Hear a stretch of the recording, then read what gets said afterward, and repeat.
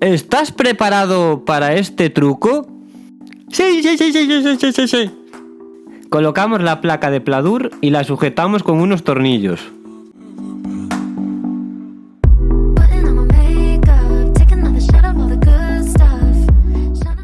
Dependiendo de la separación que nos quede entre los huecos de la piedra y la placa, usamos un círculo más grande o más pequeño. Yo aquí usaré una tapa de un bote. Le hacemos un agujero en el centro para meter el lápiz.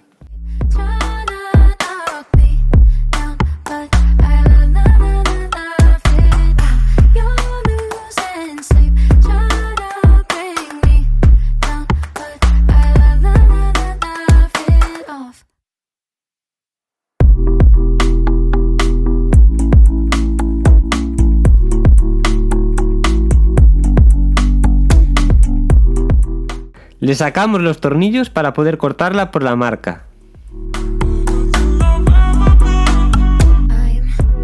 Si en lugar de hacer tú mismo el trabajo vas a optar por contratar a una empresa que lo haga, he creado una breve guía para ayudarte a analizar el presupuesto y evitar engaños comunes en el sector.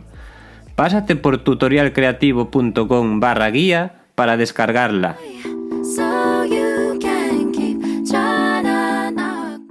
Ahora la colocamos, atornillamos y ¡perfecto!